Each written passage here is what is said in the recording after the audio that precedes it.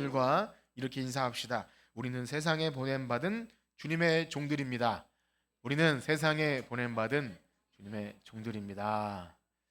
정말 그렇게 고백하십니까? 네. 오늘 우리가 읽은 본문은 이제 바울의 일생에 있어서 마지막 여행, 바울이 많은 여행을 했죠. 1차, 2차, 3차 전도 여행, 그 중에서 이제 마지막 여행은 로마행 항해를 하는 그 가운데 있었던 일을 중심으로 기록한 말씀인데요.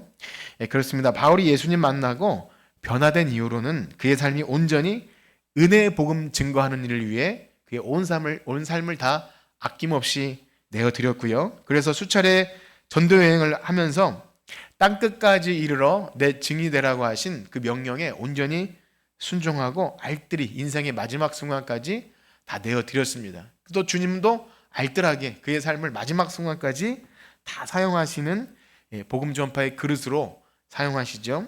그렇습니다. 주님을 만난 바울이 그의 온 생애를 주님께 내어드리고 또 알뜰하게 쓰임받는 이 귀한 인생의 여정, 저와 여러분들이 소망해야 될 인생임을 우리는 믿습니다. 정말 그러하신가요? 주님께 알뜰하게 쓰임받고 싶으신가요?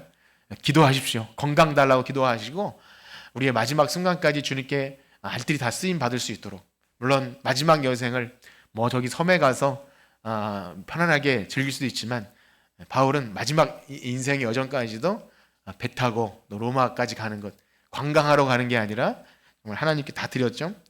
비록 그런 삶을 살아가는 것이 결박과 환난, 또 오해와 또 멸시, 그리고 이 땅에 소망을 두고 살아는 사람들의 그 소박한 삶을 포기해야 할지 모르는 그런 힘겨운 순간도 있지만, 우리가 장차 바라고 소망해야 될 하나님 나라, 또 그곳에서 주님을 만나뵙게 되는 그 영광, 우리가 현재 당하는 고난과는 정말 비교조차 할 수 없는 그 영광이 기다리고 있는 줄 믿습니다. 그래서 하나님은요, 바울의 마지막 순간까지도 하나님이 부르셨고 또 그도 그렇게 목숨을 아끼지 않고 드리기로 작정했기에 은혜의 복음 증거하는 일을 위해 아낌없이 사용해 주시는데요. 그런데 우리가 이 시간에 조금 주의 깊게 살펴보고 싶은 것은, 우리가 복음을 전하고 많은 사람들에게 은혜의 통로가 되고, 그리고 말로써 복음을 전하고 교회에 나와서 예배 드리고 하는 이런 통상적인 어떤 복음 전도와 또 예배와 이 은혜의 방편들, 이것을 우리는 통상적인 방법이라고 그렇게 말합니다.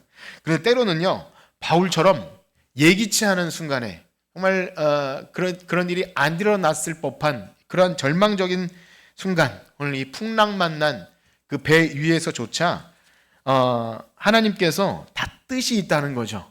그러니까 거기서 우리가 평범하게 이렇게 예배 드리고 전도하고 복음 전하고 이거 말고 우리가 뜻하지 않은 그런 위기의 순간 속에서도 하나님은 충분히 바울을 사용하시고 또 우리도 그렇게 사용하신다는 것입니다. 그러한 의미에서 주님께 쓰임받는 사람은 기도할 때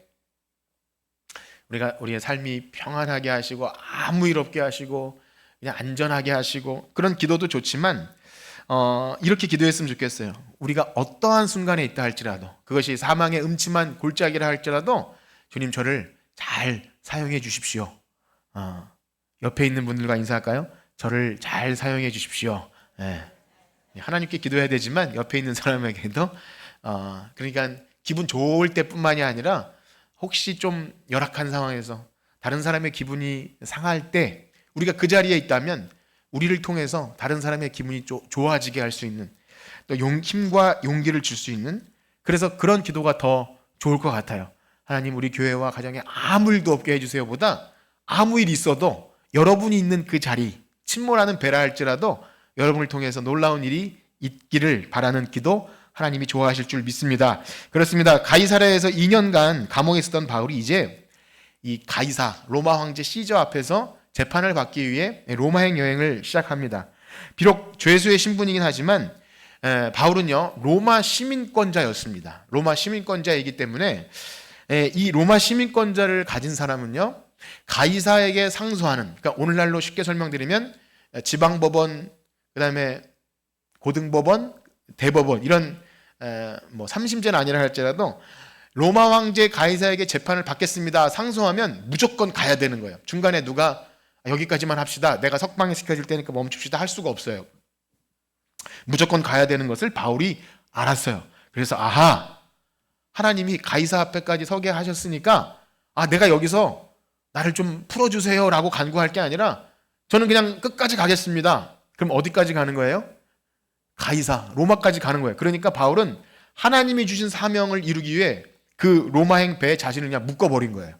참 퇴로도 차단합니다. 오늘 보면 그런 얘기가 많이 나오는데 아예 그냥 그의 삶을 하나님의 사명에 묶어버린 거예요. 다른 데로 도망가지 못하게 배에다가 묶듯이, 그 다음에 로마행 재판에 자기 몸을 묶어서 그러면 사명을 완수하겠구나. 정말 대단하지 않습니까? 퇴로를 아예 차단해버리는 그런 것. 자, 그런데요, 로마를 향한 항해 출발부터 문제가 발생하죠. 우리가 전의 내용을 다 읽지 않아도 여러분 아실 거라 생각하고 간단히 설명드리면, 절기상 지금 이 시기는 항해하기에는 좀 안 좋은 시기입니다. 그래서 항해 금지 시기예요. 지중해 겨울에는 항해를 못하게 되어 있는데요. 그래서 바울이 말합니다. 자칫 배와 이 함을 실려 있는 모든 곡식과 그런 것뿐만 아니라 목숨까지도 잃을 수 있으니까 우리 잠시 항해를 보류합시다. 그렇게 제안을 하게 되죠. 그런데 우리가 알듯이 이 배를 인솔하는 여기 백부장 율리오라는 사람이 친절한 사람임에도 이 죄수 바울의 말을 귀담아 듣지 않아요. 물론 이 죄수이기 때문이기도 하지만 이 백부장이 더 유념한 그 의견은 뭐냐면, 선주와 선장 이들은 빨리빨리 가서 이 곡식들을 팔고 그래야 경제도 회전하고 배싹도 받고 여기 있는 사람도 돈을 벌고 집에 돌아가고 하는 경제 논리로 지금 이 배가 운행되고 있는 거예요. 또 한 가지는 겨울을 나기 위해 좋은 항구, 그래서 이 베닉스라는 곳까지는 그래도 우리 갑시다, 이런 다수결의 원칙에 따라서 바울의 말은 듣지 않고 많은 사람들의 다수결, 경제 논리에 따라 이 배가 움직여지는 것입니다. 물론 이 상황, 그래서 왜 바울의 말을 듣지 않고 이렇게 사람들의 말을 들을까, 이 상황을 보면서 우리가 세상 전문가들의 말이나 그런 경제 논리는 우리가 깡그리 무시하고 우리 교회에서 목사님 말을 들어야 돼, 뭐 그런 것은 또 아니겠죠. 우리는 일반적으로 세상 사람들이 추구하는 그런 경제 법칙이나 이런 걸 다 무시할 수는 없습니다. 그래서 우리가 교회 나오고 신앙 좋다고 해서 이따 말씀드리겠지만 다 버리고 끊어버리는 것이 믿음이 좋은 것은 아닐 것입니다. 그런데 오늘 상징적인 의미가 있기 때문에 이런 말씀을 드리는데요. 또한 다수결, 민주주의 사회에서 많은 사람들이 원하는 것들이 다 틀린 것은 아니지요. 우리가 그것을 거꾸로 간다고 해서 뭐 잘난 것, 모든 사람이 예스할 때 노를 해야 그래야 뭐 우리가 특별하다, 이런 것은 아닙니다. 그렇지만 이 성경이 말하는 바는 뭐냐면, 이 배, 우리가 인생을 표현할 때 배로 많이 비유하지 않습니까? 많은 사람들이 타고 있는 배가 경제적인 이득과 또 다수결과 사람들이 원하는 방법으로 모든 어떤 기로에서 선택하고 판단하고 결정하게 될 때 그 모든 것이 하나님의 뜻에 부합하지 않는 것들이 많다는 거예요. 여러분 그런 걸 느끼십니까? 많은 사람들이 이젠 이런 법을 아니라고 해도 그게 하나님의 뜻에 맞지 않는 것이 많잖아요. 이게 법이니까 이제 법으로 저촉을 받지 않는다 해도 얼마나 불법이 많아요.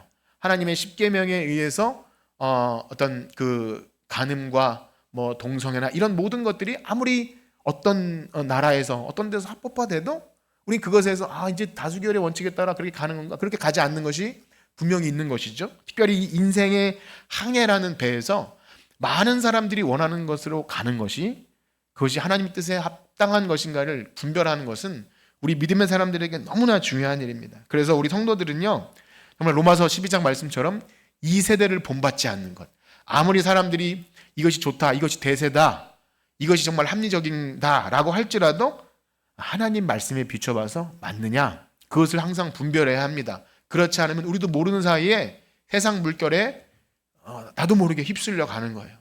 언제 침몰할지 모르는 배에 타고서 우리도 함께 멸망하는 거죠. 지혜롭게 분별함이 필요합니다. 그런데 안타까운 사실은 말씀드린 대로 이 세상은 한 배를 탄 공동체라는 것이죠.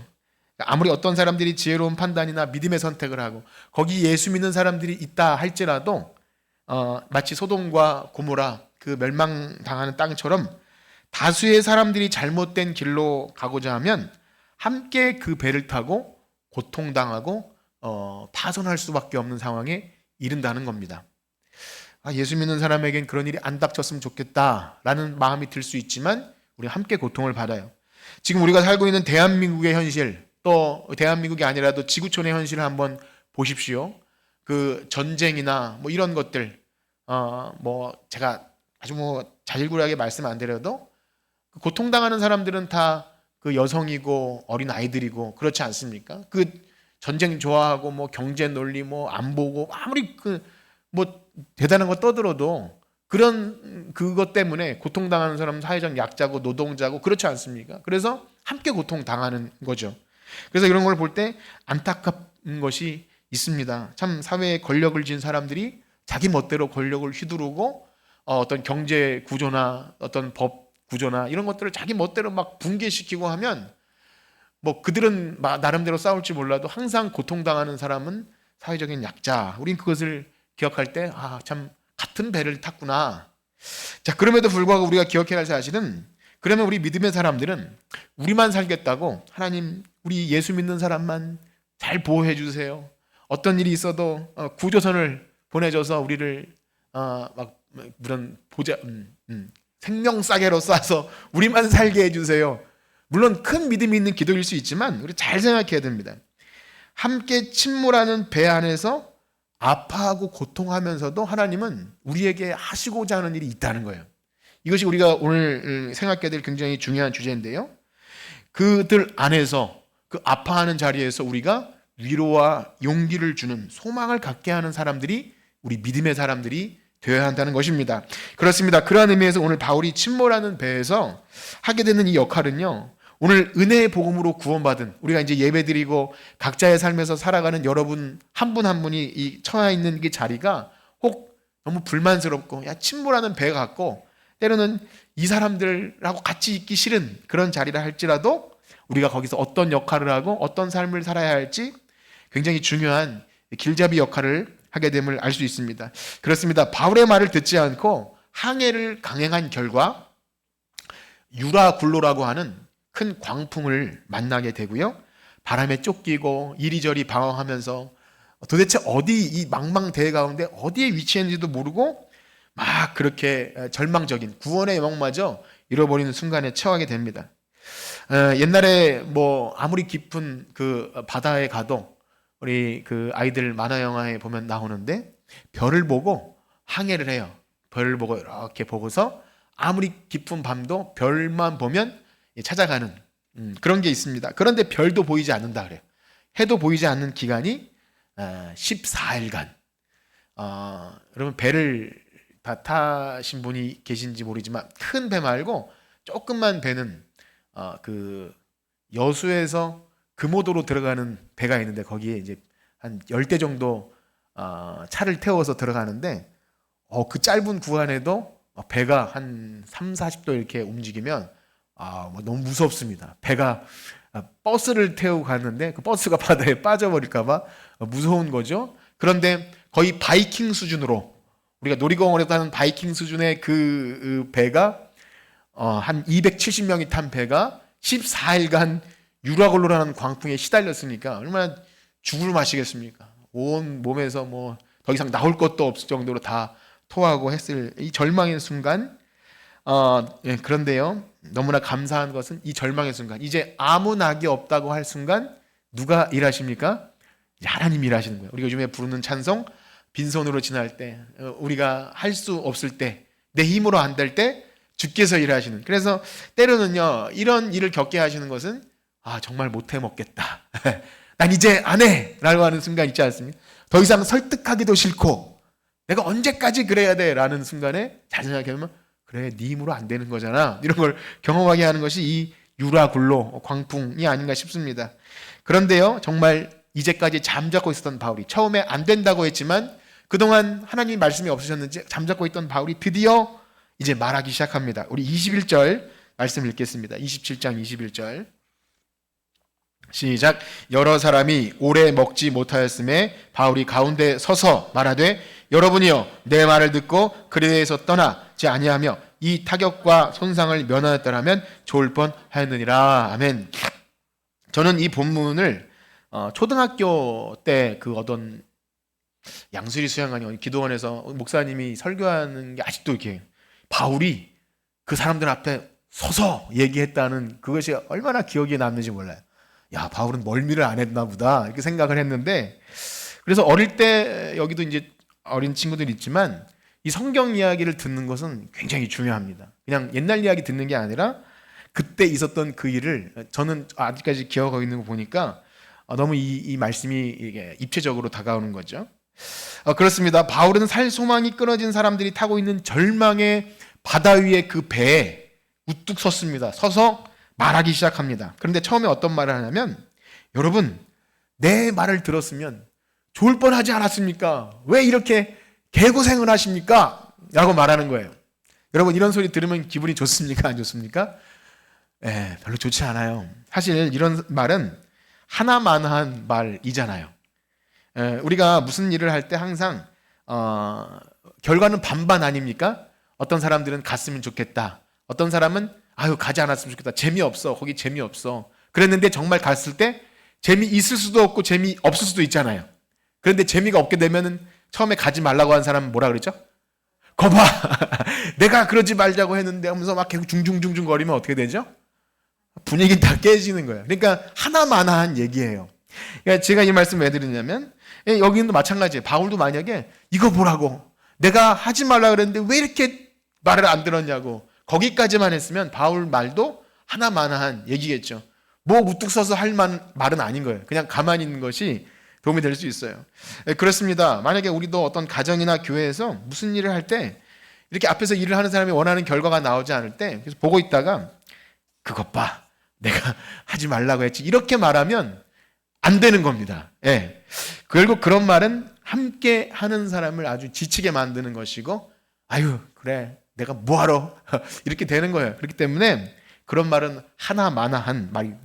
만약 바울이 거기까지 말했으면 바울도 그런 거예요. 그런데 거기 멈추지 않죠. 우리 한번 읽어볼까요? 22절에서 26절입니다. 22절에서 26절 시작. 내가 너희를 권하노니 이제는 안심하라. 너희 중 아무도 생명에게는 아무런 손상이 없겠고 오직 배뿐이리라. 내가 속한 바 곧 내가 섬기는 하나님의 사자가 어젯밤에 내 곁에 서서 말하되, 바울아 두려워하지 말라. 내가 가이사 앞에 서야 하겠고 또 하나님께서 너와 함께 항해하는 자를 다 내게 주셨다 하였으니, 그러므로 여러분이여 안심하라. 나는 내게 말씀하신 그대로 되리라고 하나님을 믿노라. 그런즉 우리가 반드시 아멘. 옆에 계신 분과 인사합시다. 하나님을 믿읍시다. 또 한 번 합시다. 하나님을 믿고 안심합시다. 네. 안심하고 주무시는 분은 또 이제 일어나서 그렇습니다. 잠깐은 근심할 수 있고 푸념 섞인 소리도 할 수 있지만 믿음의 사람들은 금방 말해요. 괜찮아요. 괜찮습니다. 하나님이 이렇게도 은혜 주시네요. 이렇게 따라왔더니 이렇게도 또 대화할 수 있는 시간도 있네요. 그렇게 말할 수 있는 거죠. 왜냐하면 우리가 어딜 함께 가면요, 시간 낭비라고 생각할 수도 있지만 뜻하지 않게 재밌는 얘기도 듣고 그 사람에 대해 알게 돼요. 전에도 말씀드렸지만 먼 거리를 차를 타고 왕복하면 얼마나 시간도 아깝고 우리 바쁜 현대를 살면서, 그런데요 하나님 때때로 이렇게 멈추게 하시고 대화도 나누게 하시고 그런 일을 주셔요. 특별히 여기 바울이 하는 이 안심하라는 것은 밑도 끝도 없이 그냥 긍정적인 마인드 때문에 하는 것이 아니라 무엇을 근거로 합니까? 하나님 말씀. 하나님께서 말씀하셨어요. 내가 믿는 하나님을 전 믿어요. 여러분은 안 믿을지 몰라도 전 믿어요. 하나님이 저를 가이사 앞에까지 서게 하셨고 여러분을 나에게 다 맡기셨으니까 여러분 걱정하지 마세요. 이렇게 말을 해주는 겁니다. 이것은 그냥 위로가 아니에요. 그냥 안심하라는 어떤 긍정의 힘이 아니라 말씀에 기반한 것이죠. 그렇습니다. 우리는 이것을 잘 기억해야 합니다. 우리가 긍정의 말 할 수 있고요, 안심하라고 할 수 있지만 늘 말씀을 통해서 해야 합니다. 그러려면 어떻게 해야 되죠? 매일 말씀을 봐야 합니다. 말씀도 보지 않고 하면 우리는 긍정적일 땐, 기분 좋을 땐 이렇게 하다가 안 좋을 때는 이게 무슨 여호와 이래야 이렇게 되는 거예요. 결코 그렇지 않아요. 말씀은 언제나 우리를 의로운 길로 인도하십니다. 그래서 여기 이 믿음의 사람 바울은요, 나 자신만 약속만 붙들고 있는 게 아니라 다른 사람에게까지 선한 영향을 끼치게 되죠. 힘과 위로와 용기를 줍니다. 근데요 중요한 사실은 이 풍랑 속에서, 이 배 안에서 14일간 함께 고통당하면서 마침내 이 말을 하는 이 바울의 모습을 보면 바로 이 고통의 현실 가운데 누가 이 땅에 오셨습니까? 예수님이 오신 거죠. 예수님이 멀리서 막 능력의 힘으로 구출해주고 이게 아니라 예수님이 그 고통의 자리에 들어오셨잖아요. 사람의 몸을 입고 우리와 같은 모습이 되셔서 들어오신 예수님을 기억하게 하는 거예요. 그래서 우리가 이 땅에 살면서 서두에 말씀드린 처럼 뭐 왜 세상은 이렇고 뭐 우리만 좀 보여달라고 할 것이 아니라 예수님이 이 땅에 사람의 몸을 입고 들어오셔서 함께 고통받으신 것처럼 고통을 통해서 우리가 함께 느끼고 위로할 수 있는 것이 있겠구나.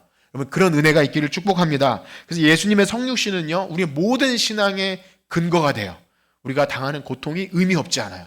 예수님의 고통을 우리가 생각하면서 그리스도의 남은 고난을 내 육체에 채우고자 하는 그런 사랑하는 마음으로 우리가 어떤 자리에 있든지 주님은 우리를 그렇게 사용하실 줄 믿습니다. 그러므로 구원받은 성도들은요 예수님처럼 그 침몰하는 배에서 바울처럼 배에서 고통당하고 죽을 고비를 넘기지만 거기서 옆에 있는 사람에게 위로와 힘과 용기를 줄 수 있는 것 바로 여러분들이 이 세상에 보냄받은 이유인 줄 믿습니다. 자, 그렇습니다. 광풍 가운데 필요한 지 14일이 지나자 바울의 말대로 점점 묻이 보이는 거예요. 장대를 꽂아봤더니 뭐 이렇게 30m, 27m 또 이렇게 뭐 몇 미터씩 줄어드는 겁니다. 그러면 점점 이 육지가 가까이 오는구나 생각할 수도 있고 또 하나는 암초에 걸리면 어떡하지? 그러면 이제 완전히 다 그 타이타닉 영화 보면 밑에 빙하 조각가 팍 맞고선 완전히 다 배가 뒤집어지지 않습니까?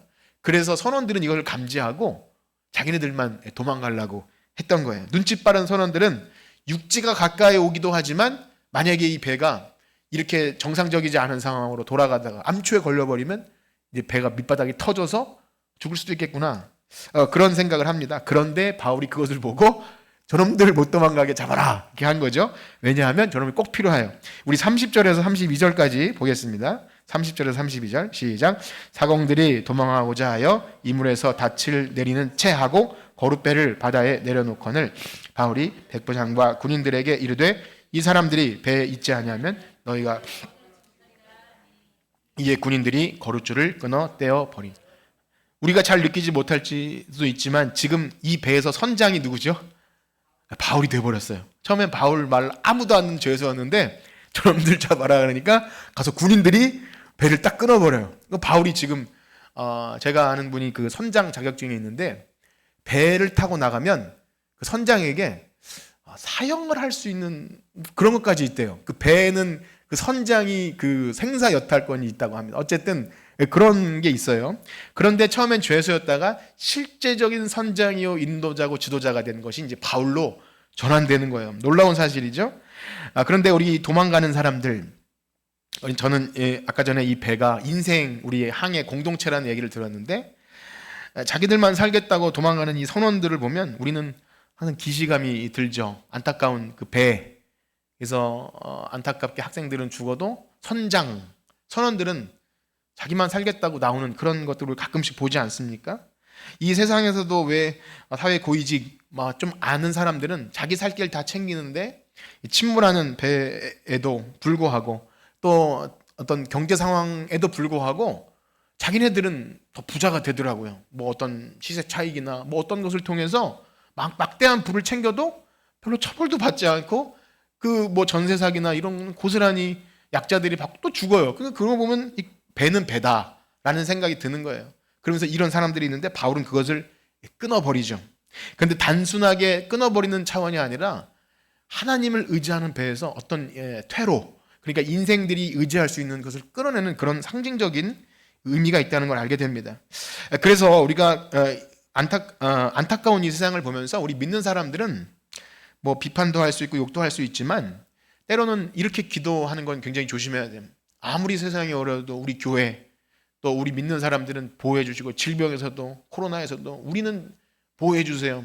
물론 그런 기도가 순수하지만 잘 생각해야 됩니다. 큰 믿음 같아 보여도 하나님이 우리를 이 함께 침몰하는 배에 타게 하신 이유, 이 교회 예배당이 방주는 아니잖아요. 우리 여러분들이 사는 삶이 이 배지 않습니까? 거기서 직장을 다니고 사람들과 만나는 사이에서 왜 우리를 여기 이 안타까운 상황에 보내셨는지를 늘 생각하셔야 돼요. 그러니까 이기적이 되어서는 안 됩니다. 우리 믿는 사람들이 고통을 함께 나누는 것, 그것이 물질이든 우리의 에너지든 시간이든 함께 하는 것은요, 그것을 통해 하나님께서 역사하신다는 것을 알고 함께 그 자리에 있기를 축복합니다.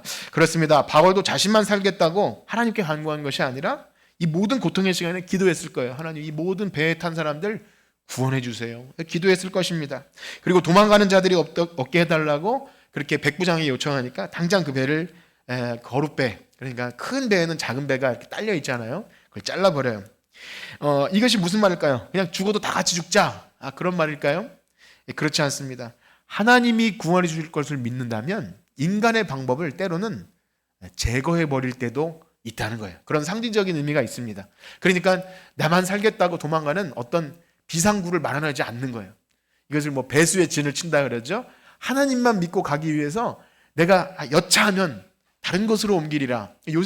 야곱이 그런 거 잘했잖아요. 앞에 이렇게 선두를 보내고 형이 여차하면 내가 이렇게 도망갈.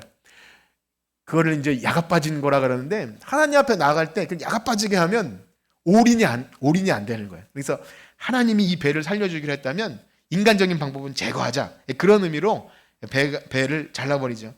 무엇보다 이제 배가 아주 급하게 정박하기 위해선 우리가 이 본문을 다 읽지 않지만 막 닻을 끌고 돛을 옮기고 하면서 여러분 영화 보면 왜 그 선원들이 막 우연 좌연하면서 이런 거 있잖아요.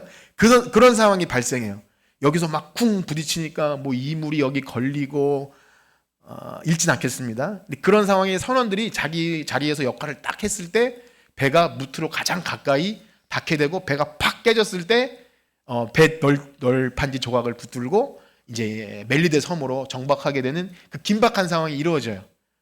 그러니까 그때를 준비한 거예요. 이 선원들이 만약에 자기만 살겠다고 배 타고 도망갔으면 다 죽는 거죠. 마지막 순간에 막 급한 배 조작을 할 수 없는 거죠. 그리고 아무리 어려운 순간에도요, 믿음의 사람들은 고통당하는 사람을 위로하고 용기를 주는데 참 신기한 게 마지막 만찬을 합니다. 마지막 만찬을 배 위에서 해요. 우리 그 부분을 한번 읽을까요? 33절에서 37절입니다. 33절에서 37절 시작. 날이 새어가매 바울이 여러 사람에게 음식 먹기를 권하여 이르되 너희가 기다리며 먹지 못하고 줄인 지가 오늘까지 열 나흘인즉 음식 먹기를 권하노니 이것이 너희의 구원을 위하는 것이요 너희 중 머리카락 하나도 잃을 자가 없으리라 하고 떡을 가져다가 모든 사람 앞에서 하나님께 축사하고 떼어 먹기를 시작하매 그들도 다 안심하고 받아 먹으니 배에 있는 우리의 수는 전부 200. 아멘. 이 마지막에 이 누가가 기록할 때 배에 있는 우리의 수는 그렇게 되어 있죠. 우리의 수. 원래 우리라고 표현할 때는 누가는요 전도팀만을 얘기했어요. 전도팀. 바울과 그다음에 아리스다고와. 근데 여기 보면 이 모든 율리오라는 백부장 또 다른 선장 선주 다 포함해서 우리가 276명 여기에 교회가 된 거예요. 함께 떡을 떼며 여기 축사하고 나눠 먹는 이 자리. 그러니까 바울이 간 곳은 죄수였지만 거기가 교회가 됐고 선교지가 됐고 많은 사람을 살리게 하는 은혜의 자리가 되어버린 거예요. 너무 놀랍지 않습니까? 구원의 여망이 사라진 이 배 안에서 지금 생명의 떡을 나누는 성만찬, 예수님이 그곳에 함께 계신 것이죠. 이제 조금 있으면 헤엄쳐야 되니까 14일간 굶은 사람들에게 떡을 주면서 이제 마지막 생존 수영할 에너지를 주는 거예요. 배에서 이제 탁 파선하면 뭇까지는 어떻게든 생존 수영해서 가야 되는, 널판지 붙들어야 되는데 떡 한 조각도 안 먹으면 탈진해서 쓰러질까봐. 그래서 이것은 너희의 구원을 위하는 것이요. 이게 마지막을 바울이 생각했던 것입니다. 그렇습니다. 바울은 더 이상 죄수가 아니라 그 배의 선장이요 목사님이고 지도자고 그 역할을 합니다. 놀라운 사실은요, 이 배가 출항할 때는요 아무도 바울 말을 듣지 않았어요. 장사하는 사람들, 뭐 백부장 다 이 뭐 죄수 저 결박하고 재판받으러 가는 저 인생이 뭐라고. 사람들이 우리를 미쳤다고 할 수도 있고 무시할 수도 있지만 여러분들이 말씀대로 그 자리를 우직하게 지켜나갈 때 결코 무시할 수 없는 하나님의 뜻을 이루는 이 바울, 그렇게 한 명도 빠짐없이 건져낼 수 있는 놀라운 일이 여러분들 통해서 하게 하실 줄 믿습니다. 정말 그런 믿음이 있으신가요? 큰 믿음을 한번 가져보세요. 우리 시선을 나에게 돌리지 않아. 내가 뭐라고? 내가 이 나이에 내가 건강도 안 좋은데 이것이 아니라 여러분들이 그 믿음을 가지고 나아갈 때 뭐 나이가 젊은 청년에게만 아니라 할 수 있는 것입니다. 그래서 이제 한 명도 빠짐없이 생명을 건지죠. 우리 마지막 43절, 44절 읽겠습니다. 43, 44 시작. 백부장이 바울을 구원하라 하여 그들의 뜻을 막고 헤엄칠 줄 아는 사람들을 명하여 무태 먼저 육지에 나가게 하고 그 남은 사람들은 널조각 혹은 배 물건에 의지하여 나가게 하니 상륙하여 구조하니라. 아멘. 마침내 다 상륙하여 구조됩니다.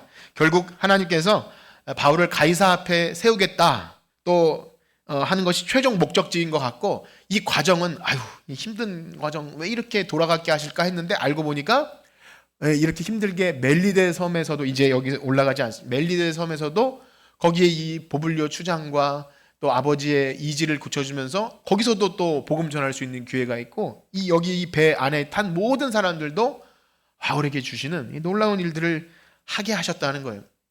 파선이 안 되면 더 좋겠죠.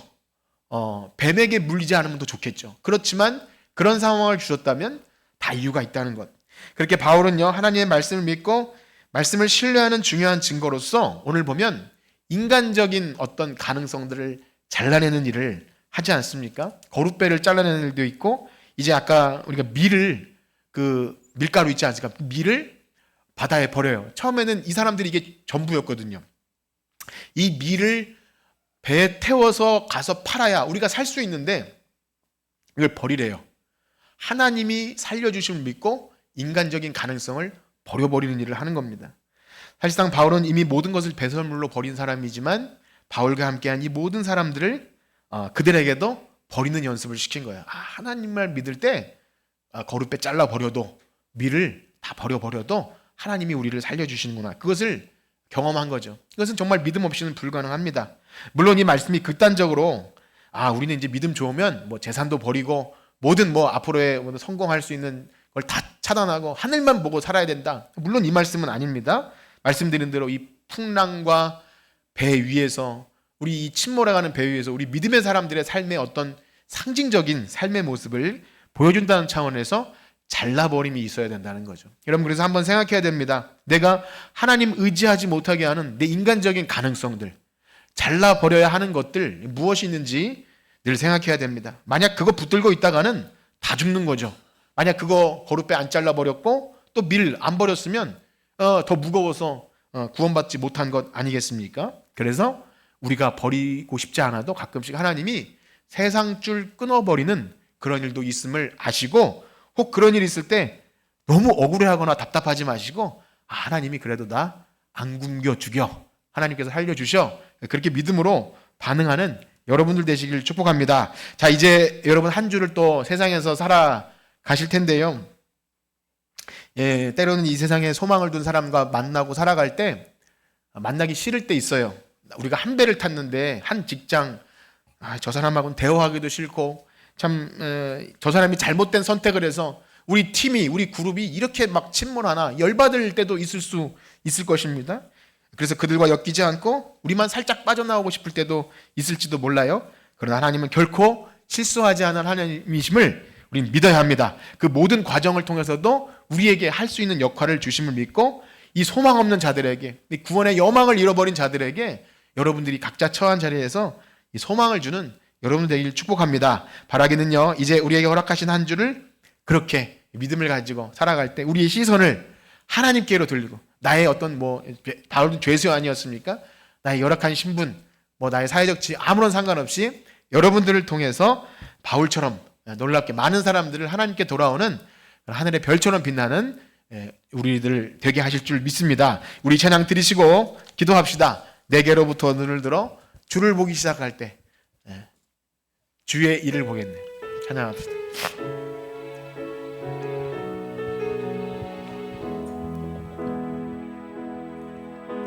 내게로부터 눈을 들어 주를 보기 시작할 때 주의 일을 보겠네. 내 작은 마음 돌이키사, 내 작은 마음 돌이키사 하늘의 북극의 안에 주님을 볼 때 시선을 주님께 드리고 살아계신 하나님을 느낄 때 내 삶은 주의 역사가 되고 하나님이 일하기 시작하네. 성령이 나를 변화시켜, 성령이 나를 변화시켜 모든 두려움 사라지네. 주의 일을 보겠네, 주의 일을 보겠네. 황폐한 땅 한가운데서, 황폐한 땅 한가운데서 주님 마음 알게 되리. 주님을 볼 때, 주님을 볼 때 모든 시선을 주님께 드리고 전능하신 하나님을 느낄 때 내 삶은 주의 나라가 되고 하나님이 아멘. 모든 시선을 주님께 드리고 모든 시선을 주님께 드리고 살아계신 하나님을 느낄 때, 살아계신 하나님을 느낄 때 내 삶은 주의 역사가 되고 하나님 모든 시선을 주님께 드리고 모든 시선을 주님께 드리고 전능하신 하나님을 느낄 때, 전능하신 하나님을 느낄 때 세상은 주의 나라가 되고 하나님이 일하기 시작하네. 아멘. 지금 바울이 배를 탄 시기는 거의 인생의 말년이고 이제 거의 죽을 때가 가까운 시기였습니다. 그러나 하나님은 바울에게 배에 탄 276명을 맡기셨고 또 로마에 있는 유대인들과 멜리데 섬 사람들과 마지막까지 그의 새방에 머물면서 하나님 나라를 증거하였습니다. 우리의 상황과 여건, 나이나 건강과 아무런 상관없이 하나님은 우리를 통해 마지막 순간까지 알뜰하게 사용하여 주실 줄 믿습니다. 하나님, 우리가 그렇게 쓰임받고 싶습니다. 주님, 우리와 함께 하셔서 우리가 처한 삶의 현장 그 어디든 주님을 의식하고 전능하신 살아계신 하나님이 우리와 함께 하심을 믿고 그렇게 사람들에게 힘과 용기를 주며 복음을 전할 수 있는 우리가 되게 하여 주시옵소서. 우리 주님의 이름 크게 한번 부르짖고 기도합니다. 주여! 하나님 아버지, 우리의 상황을 아시는 주님께서 우리를 이곳에 보내셨다면, 하나님 이 침몰하는 배와 같은 곳에 우리를 보내셨다면 우리는 여기에 있어야 될 이유가 있는 것입니다. 불평과 원망과 하나님 빨리 이곳이 지나가게 해주세요 그렇게 간구할 것이 아니라, 지금 우리를 이곳에 보내셨다면 여기에서 마땅히 우리에게 전할 것이 있음을 알게 합니다. 우리가 만나는 사람들에게 위로와 용기와 하나님 힘을 주게 하여 주시옵소서. 하나님, 자살하고 싶은 순간에도 하나님 우리에게 생명을 주신 주님께서 너에게 이루시려는 하나님의 뜻이 있다, 하나님께서 너를 향해서 놀라운 일을 계획하고 계신다, 이렇게 힘과 위로와 용기를 주는 하나님 사람 되게 하여 주시옵소서. 하나님, 그것은 우리에게서 나오지 않습니다. 성령이 우리와 함께 하셔서 위로의 말을 하게 하시고 말씀을 통해 위로하게 하시고 하나님 앞으로 나아갈 바가 무엇인지 알지 못하는 우리 한 사람 한 사람에게 힘과 위로와 용기를 주시옵소서. 한 주간 살아가는 순간순간 우리에게 하나님의 말씀이 없이는 살아갈 수가 없습니다. 하나님의 말씀이 없이는 한순간도 살아갈 수가 없습니다. 주님, 우리와 함께하여 주시옵소서. 우리의 시선을 주님께로 드리고 나의 열악한 건강과 여러가지 상황과 여건에 함몰되지 않게 하여 주시옵시고 하나님만 믿고 말하게 하여 주시옵소서. 주님이 우리와 함께 하시면 우리는 그 어떤 상황에도 승리할 줄 믿습니다. 하나님, 우리와 함께 하시고 능력을 허락하여 주시옵소서. 하나님, 사랑하는 성도들이 한 주간 살아가는 그 자리에서도 주님 붙드시고 역사하셔서 하나님의 영광을 보게 하여 주시옵소서. 감사합니다. 주님 인도하여 주시옵소서. 이제는 우리 주 예수 그리스도의 은혜와 하나님의 무한하신 사랑하심과 성령님의 감화 감동 위로 교통하심이 우리의 어떠한 상황 속에서도 우리를 통해 하나님 나라가 이루어지도록 우리를 사용하심을 믿고 우리를 드리기 원하는 성천교회 성도들 머리머리 위에 이제로부터 영원토록 함께 있을지어다. 아멘.